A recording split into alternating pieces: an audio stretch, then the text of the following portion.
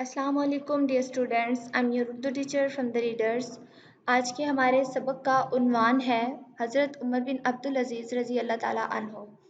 Lecture number 1 में हमने हज़रत उमर बिन अब्दुल अज़ीज़ के चंद पैराग्राफ की पढ़ाई की थी और हमने स्लीस उर्दू की थी, यानी उन पैराग्राफ को हमने एक्सप्लेन किया था, तशरीह की थी। तो आज हम मज़ीद आगे पढ़ते हैं। हज़रत उमर बिन अब्दुल अज़ीज़ से पहले बनु उमय्या के जितने भी लोग हाकिम बने, उन्होंने बैतुल माल को अपना ज़ाती ख़जाना बना लिया और लोगों से माल छीन कर अपने ऐशो आराम पर खर्च करते रहे। हज़रत उमर बिन अब्दुल अज़ीज़ ने खलीफा मुस्लिमीन यानी मुसलमानों के खलीफा बनने के बाद न सिर्फ अपना सारा माल व असबाब बैतुल माल में जमा करा दिया, बल्कि अपनी बीवी के सारे ज़ेवरात भी हुकूमत के ख़जाने की नज़र कर दिए, यानी हुकूमत के ख़जाने में दे दिए या हुकूमत की नज़र कर दिए या वक्फ कर दिए। आपकी बीवी जो एक खलीफा की बेटी और अब एक खलीफा की बीवी थी, चाहती तो हुक्म मानने से इनकार कर देती, मगर आफरीन है, यानी ये कलमा तहसीन के तौर पर जब किसी की तारीफ करनी हो तब बोला जाता है कि उन्होंने अपने जहेज में मिले हुए तमाम जेवरात और जवाहिर रियासत के खजाने में जमा करा दिए। दरअसल ये तकवा का रास्ता है, यानी परहेजगारी का रास्ता है, जिसे हज़रत उमर बिन अब्दुल अजीज़ ने इख्तियार किया, क्योंकि आप रज़ी अल्लाह तआला अन्हो जानते थे कि ये मालो मता यानी मालो दौलत जमा पूंजी जो उनके पास है, उनके बड़ों ने जुल्म करके जबर करके इकट्ठा किया है। हज़रत उमर बिन अब्दुल अजीज़ बनु उमय्या के जितने भी हाकिम थे बने थे, उन्होंने बैतुल माल को अपना ज़ाती खजाना समझा, तो लोगों से अपना माल छीन कर अपने ऐशो इशरत और अपने आराम पर खर्च करते। हज़रत उमर बिन अब्दुल अजीज़ ने खलीफा मुसलमान यानी मुसलमानों के खलीफा होने के बाद ये अहद किया कि वो अपनी खिदमत मुसलमानों के लिए वक्फ करेंगे, अपनी खिदमत जो है मुसलमानों के लिए वक्फ करेंगे। उन्होंने अपना सारा माल असबाब बैतुल माल में जमा करा दिया, बल्कि अपनी बीवी के सारे जेवरात भी हुकूमत के खजाने में डाल दिए।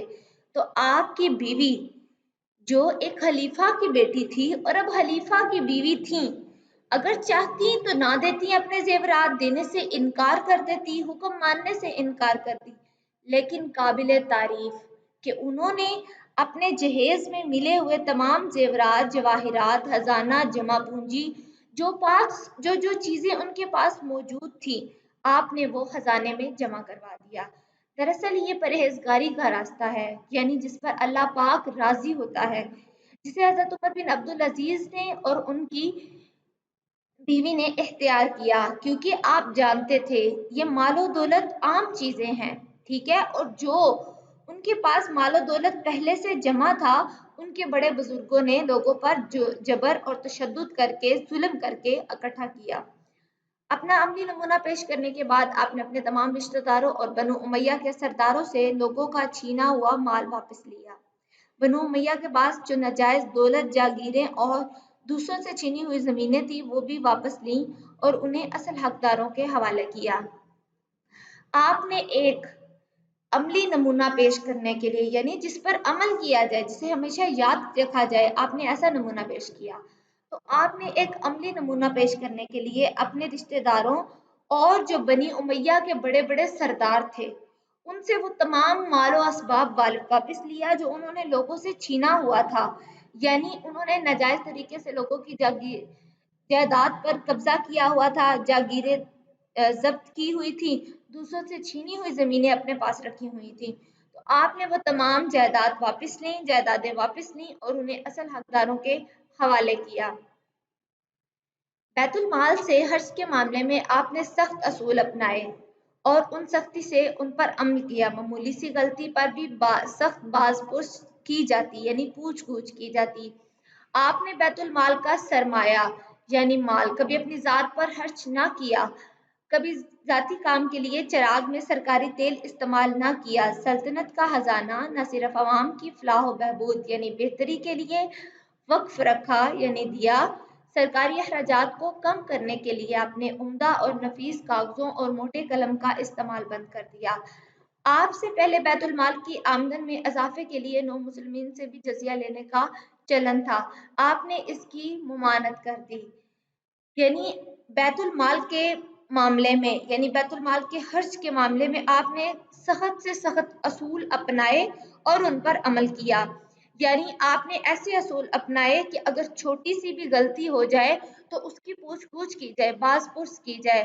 آپ نے کبھی بھی بیت المال میں جمع کیا ہوا روپیہ پیسہ اپنی ذات پر خرچ نہ کیا، کبھی ذاتی کام کے لیے چراغ میں سرکاری تیل تک بھی استعمال نہ کیا، یعنی اپنے پاس جو اپنی حلال کی رقم چند رقم ہوتی، تھوڑی بہت رقم ہوتی تو وہ اپنی ذات پر خرچ کرتے۔ سلطنت کا خزانہ انہوں نے ہمیشہ انسانوں کی فلاح و بہبود، عوام کی بہتری کے لیے رکھا۔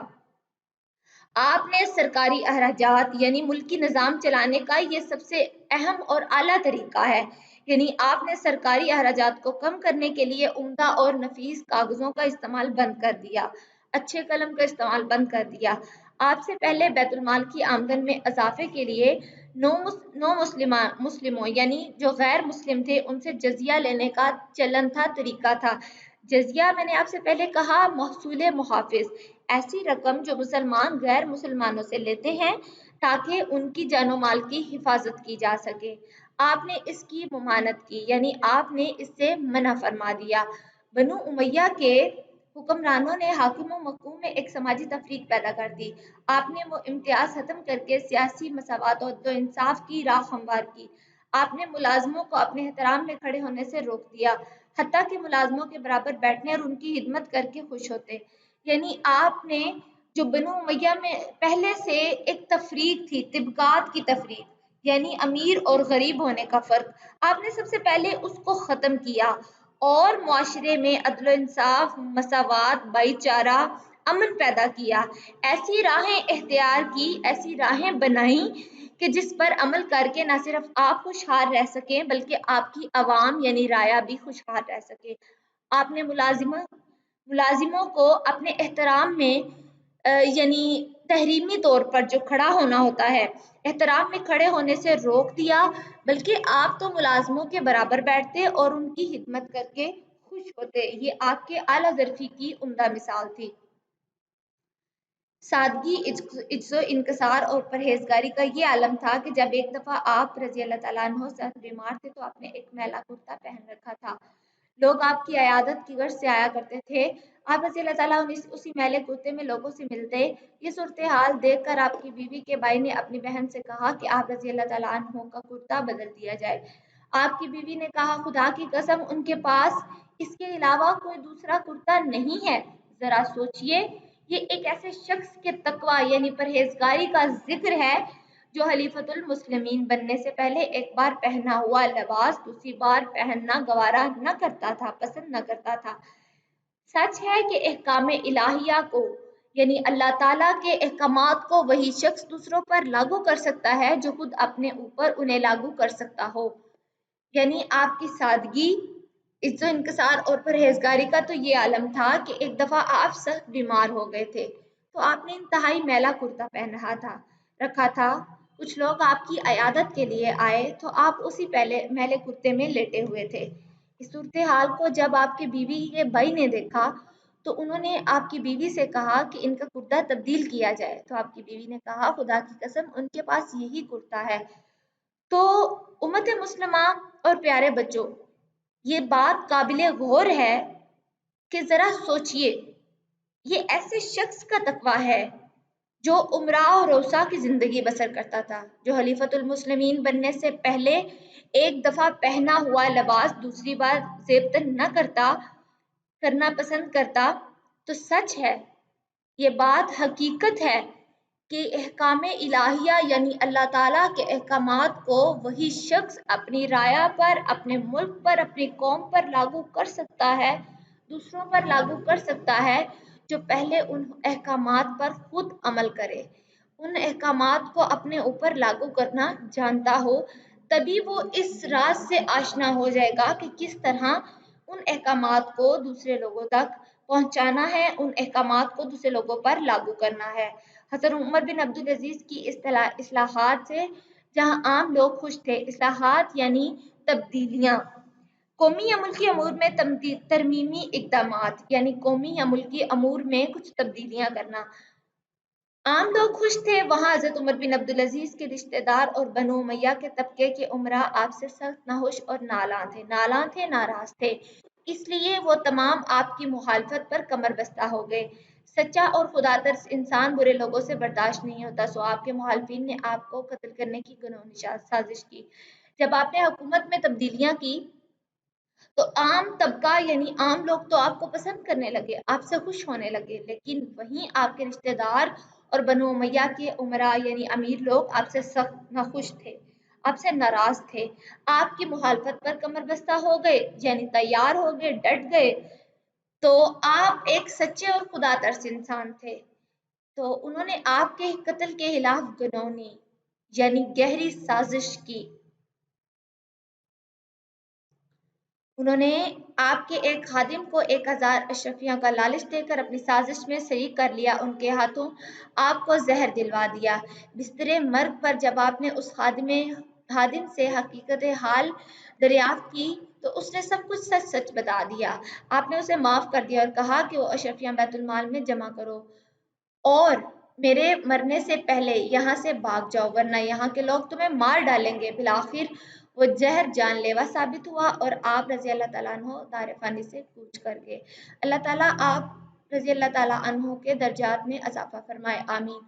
یعنی انہوں نے آپ کے ایک خادم کو 1000 اشرفیوں یعنی ایک آپ کے نوکر کو 1000 اشرفیوں کا لالچ دیا کہ آپ رضی اللہ تعالیٰ عنہ کو قتل کر دیا جائے۔ تو جب آپ کا مرض جان لیوا بن گیا یعنی آپ بستر مرگ پر یعنی موت کے قریب آ گئے، تو آپ نے جب اس ملازم کو بلا کر صورت حال پوچھی تو اس نے آپ کو آگاہ کیا، تمام حالات و واقعات بتائے اور سچ سچ سب کچھ بتا دیا۔ آپ نے اسے معاف کر دیا اور کہا کہ وہ اشرفیاں بیت المال میں جمع کرا دو اور میرے مرنے سے پہلے تم یہاں سے چلے جاؤ کیونکہ یہ لوگ تمہیں مار ڈالیں گے۔ تو وہ زہر جان لیوا ثابت ہوا اور آپ دار فانی سے کوچ کر گئے یعنی اس دنیا سے چلے گئے۔ حضرت عمر بن عبدالعزیز نے مختصر عہد خلافت میں اخلاقی جرأتوں کی ایک لازوال مثال قائم کی۔ آپ اللہ اور رسول صلی اللہ علیہ وسلم کے احکام بجا لانے میں بندوں سے نہیں ڈرتے بلکہ بندوں کے مالک حقیقی یعنی اللہ تعالیٰ سے ڈرتے رہے۔ آپ نے عمل خیر اور عمل خیر ہمیشہ زندہ رہتا ہے۔ یہی وجہ ہے کہ حضرت عمر بن عبدالعزیز کی زندگی کے واقعات تاریخ اسلام کے اوراق میں زندہ و محفوظ ہیں۔ یعنی حضرت عمر بن عبدالعزیز نے مختصر عہد خلافت میں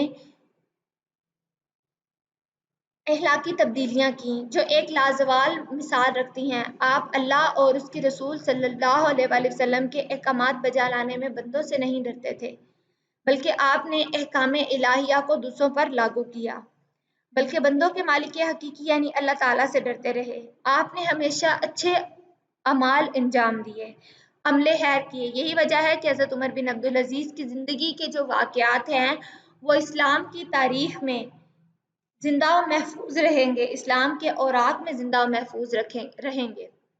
تو پیارے بچوں، آپ نے ان پیراگراف میں سے الفاظ معنی یاد کرنے ہیں، ڈھونڈ کے تلاش کرنے ہیں اور کسی ایک پیراگراف کی تشریح کرنی ہے۔ شکریہ۔